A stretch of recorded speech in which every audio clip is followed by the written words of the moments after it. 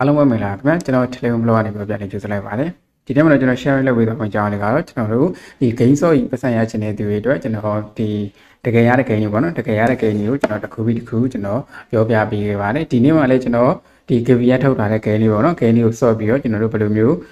sort ရမလဲပတ်စံဘယ်လိုမျိုးထုတ်ရမလဲဆိုတဲ့အကြောင်းလေးကိုကျွန်တော်ဒီနေ့မှာလည်း share လုပ်ပေးသွားပါမယ်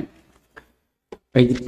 ပထမဆုံးကျွန်တော်ဘယ်လိုသွားမလဲဆိုရင်ကျွန်တော်တို့ရဲ့ဒီ Play Store ပေါ့နော်ကျွန်တော်တို့ပထမဆုံး Play Store ကိုသွားပါမယ်โอเคကျွန်တော် Play Store ကိုရောက်ပြီဆိုရင်ဒီမှာဆိုရင်ကျွန်တော် give fees ဆိုပြီးကျွန်တော်ရိုက်လိုက်နေရရပါတော့ give fee ဆိုပြီးရိုက်ပြီးကျွန်တော်ရှာလို့ရတယ်လို့ give fee coffee ဆိုပြီးကျွန်တော်ရိုက်ပြီးရှာလို့ရပါတယ်တိုင်းလေးပဲကျွန်တော်ရိုက်လိုက်ပါတော့โอเคဒါဆိုရင်ကျွန်တော်တို့ဒီမှာ coffee ဆိုပြီးတော့ကျွန်တော်အပေါ်ဆုံးမှာပေါ့နော်ဒါ line တိုင်းမကောင်းတဲ့အတွက်ကျွန်တော်ပုံနေအကုန်ပေါ်မလာသေးပါဘူးနော်โอเคဒီကောင်လေးပါကျွန်တော်တို့ဒီမှာဆိုရင် coffee and money by coffee ဆိုတဲ့ဒီကောင်လေးပေါ့နော်ဒီကောင်လေးကိုကျွန်တော်တို့ဒီကောင်လေးထောင်းအောင်မှာပေါ့နော်โอเคဒီကောင်လေးပါဒီကောင်လေးကိုဒါမိတ်ဆွေတော့မထောင်းအောင်တောင်းလိုက်ပေါ့နော်ကျွန်တော်တော့တောင်းနေတာဖြစ်တဲ့အတွက်ဒီကောင်လေးကိုကျွန်တော်ထပ်ပြီးမတောင်းတော့ဘူးပေါ့နော်နောက်တော့ဘူးကျွန်တော်ကပြီးတော့ sort နေတဲ့အတိုင်းဖြစ်တဲ့အတွက်ကျွန်တော်က play ကိုပဲကျွန်တော်တန်းနေလိုက်ပါပေါ့နော်ဒီခုနက KB game တွေကကျွန်တော်ရှေ့မှာလည်းအများကြီးတင်ပေးခဲ့ပြီးတာဖြစ်တဲ့အတွက်ကျွန်တော်ဒီ account ဖွင့်နေပေါ့နော် account ဖွင့်တဲ့နည်းတွေတော့ကျွန်တော်အသေးသေးမပြောတော့ဘူးပေါ့နော်ဘာဖြစ်လို့လဲဆိုရင်ဒီရှေ့မှာကျွန်တော်ဗီဒီယိုကြည့်ပြီးလို့ရှိရင် KB game တွေကတခုနဲ့တခု account ဖွင့်တာကျွန်တော်အတူတူပဲဖြစ်တဲ့အတွက်အကုန်လုံးသိလောက်ပြီပေါ့နော်โอเคကျွန်တော်တို့ဒီ game နဲ့ဝင်လာလို့ရှိရင်ဒီပုံစံတွေ့လိမ့်မယ်ပေါ့နော်ဒီမှာဆိုရင်ကျွန်တော် table တွေရှိရပေါ့နော် table တွေဆိုရင်ဒီမှာဆိုရင် table number ကျွန်တော်တို့1ပေါ့နော်ဒီမှာဆိုရင် table number 1ရှိရ table number 2ရဲ့အဲ့လိုမျိုးပဲကျွန်တော်တို့အောက်ဆက်သွားလိုက်လို့ရှိရင်လေဒီမှာ table number 3 4 5ဆိုပြီးကျွန်တော်ရှိရပေါ့နော်ရှိလာမှကျွန်တော်ဘာလဲဆိုရင်ဒီမှာဆိုရင်ကျွန်တော်တို့ set ဆိုတဲ့ဒီအကောင်လေးရှိရပါတော့ဒီမှာ set ဆိုတဲ့ဥစ္စာလေးရှိတယ်ဒါကကျတော့ဘာလဲဆိုရင်ကျွန်တော်တို့ကခုနကမျိုး game လေးဆော့တာ game ဆော့တာပေါ့နော်ပြောမှဆိုကျွန်တော် game ဆော့လိုက်တာဒီ set ဆိုတဲ့ကောင်လေးကိုနှိပ်လိုက်လို့ရှိရင်သူကဒီမှာဆိုရင်ကျွန်တော်တို့ဒါသူတို့မှားထားတဲ့ဥစ္စာပေါ့နော်ကျွန်တော်တို့ table 1မှာဆိုရင် table 1လူမှားထားတဲ့ဟာတွေဒီကောင်လေးရှိတယ် left face ရှိတယ်ဒီမှာဆိုရင်ဒီကောင်လေးပေါ့နော်ဒီ၄ခုသူတို့ကျွန်တော်တို့ဒီကိုမှားထားတယ်ပေါ့နော်ပြောမှဆိုရင်ဒါကကျွန်တော်တို့restaurant ပုံစံမျိုးလေးပေါ့နော်ကျွန်တော်တို့ကဆိုင်သွားထိုင်နေဆိုင်သွားထိုင်ပြီးတော့ကျွန်တော်တို့စားကျင်တာဒီမှားလိုက်တယ်ပေါ့နော်မှားလိုက်တဲ့ဟိုတာမှာကျွန်တော်တို့ကပြန်လုပ်ပေးရမှာပေါ့နော်လုပ်ပေးရမှာဖြစ်တဲ့အတွက်ဘယ်လိုသွားမလဲဆိုရင်ဒီမှာဆိုရင်ကျွန်တော်တို့ဒီအောက်မှာပေါ့နော်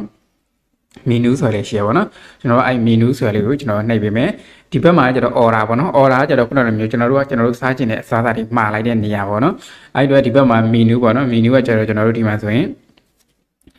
်မီနူးတွေကျွန်တော်တို့ဒီမှာရှိရပါတော့ဒီမှာဆိုရင်မီနူးတွေဒီမှာဒီကောင်တွေပေါ့နော်ဘေးမှာ prepare ဆိုတာရှိရပါတော့ prepare ဆိုတာကျတော့ကျွန်တော်တို့ခုနကမျိုးကျွန်တော်တို့ဒီကောင်တွေကြဘယ်ရမလဲဆိုရင်ဒီမှာဆိုရင်အောက်ဆုံးမှာ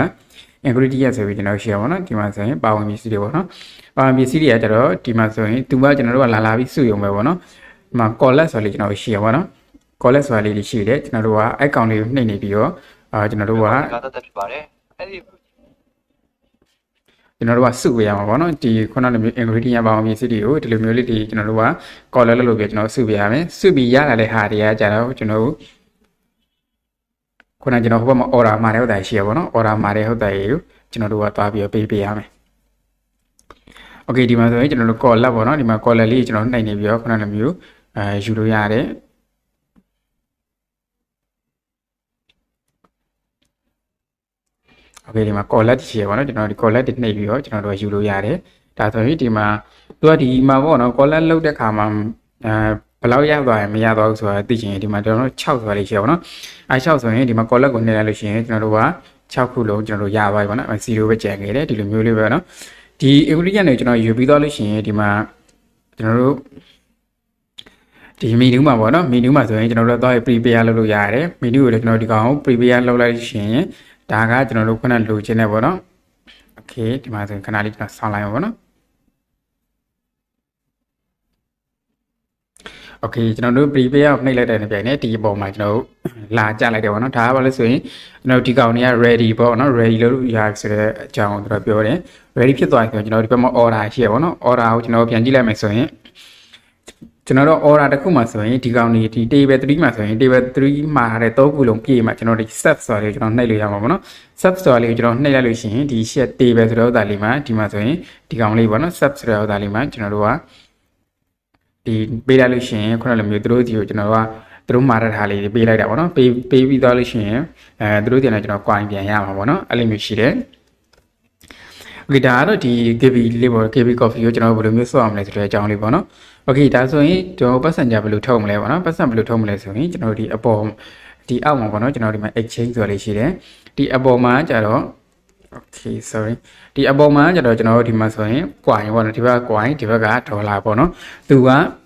coin ရဲ့ဒီဘက်မှာဒေါ်လာရှိတာဖြစ်တဲ့အတွက်ကျွန်တော်တို့က coin ကိုကျွန်တော်တို့ကဒေါ်လာအရင်ပြောင်းမှာပေါ့နော်လောလောဆယ်ကျွန်တော်မှ 0.03 ဒေါ်လာရှိတယ်အဲ့တော့ဒီအောက်ကကျွန်တော် exchange ကနေပြီးတော့မှကျွန်တော်တို့ကသွားပြီး exchange လုပ်မှာပေါ့နော်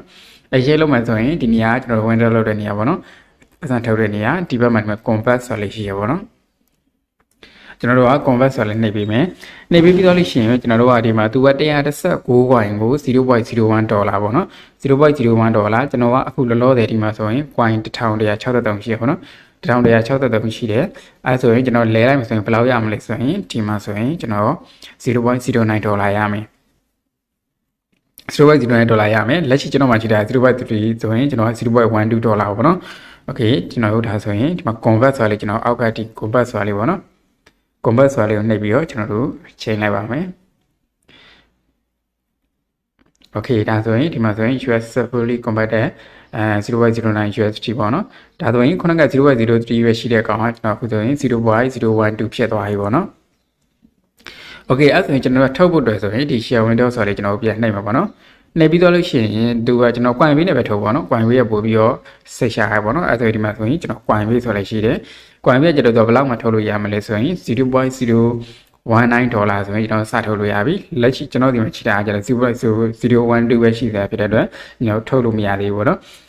ထုတ်မယ်ဆိုရင်ကျွန်တော်တို့ကဒီအပေါ်မှာပေါ့နော်ဒီမှာဆိုရင်သူကပြောထားတယ် crypto email ပေါ့နော် crypto email ဖြစ်တဲ့အတွက်ကျွန်တော်တို့က coin base email ကိုဒီနေရာမှာ Gmail ကိုကျွန်တော်တို့ထည့်ပေးရမယ်ထည့်ပြီးတော့လို့ရှိရင်ဒီအောက်မှာကျွန်တော်တို့ထုတ်မဲ့ amount ပေါ့နော်ထုတ်မဲ့ amount ကိုကျွန်တော်တို့ထည့်ပေးရမယ်ပြီးရင်ကျွန်တော်တို့ window နှိပ်လိုက်ပေါ့နော်ဒါဆိုရင်ကျွန်တော်တို့ကပတ်စံထုတ်လို့ရသွားပါပြီသူကဘာမှလည်းမခက်ဘူးပေါ့နော်ကျွန်တော်တို့ကဒီမှာ software wine လေးတွေကကျွန်တော်တို့လာမှာတဲ့ဟာလေးတွေကိုကျွန်တော်တို့ကနေပြီးမှဒီမှာဒီဘက်ကဒီကောင်လေးပေါ့နော်ခုနကကျွန်တော်ပြောထားတဲ့အpower pc လေးတွေကျွန်တော်အရေးဆုံးစုမယ်စုပြီးသွားလို့ရှိရင် menu မှာကျွန်တော်တို့ prepare လာလောက်မှာပေါ့နော် prepare လုပ်ပြီးသွားရင်ကျွန်တော်တို့ order မှာ sub ဆိုတာလေးကိုကျွန်တော်တို့လာနှိပ်ပေါ့နော်ဒီ order မှာမနှိပ်ရှင်ဘူးဆိုရင်လည်းဒီ table တွေမှာလိုက်ကြည့်ပြီးတော့ sub ဆိုတာလေးရှိရပေါ့နော်တကယ်လို့ table မှာကျွန်တော်တို့ပြည့်သွားပြီဆိုရင်ဒီမှာ sub ဆိုတာကျွန်တော်နှိပ်လို့ရပါပြီโอเคဒါကတော့ကျွန်တော်တို့ဒီ KB coffee ကိုဘယ်လိုမျိုးဆော့ရမလဲဆိုတဲ့အကြောင်းလေးကိုကျွန်တော် share လုပ်ပေးကြတာပါမိတ်ဆွေအနေနဲ့လူမျိုးဗီဒီယိုတွေစိတ်ဝင်စားတဲ့ဆိုရင်လည်းကျွန်တော်ရဲ့ channel လေးကို like and subscribe လုပ်ပေးဖို့လည်းအကြံပေးချင်ပါတယ်အားလုံးကျေးဇူးတင်ပါတယ်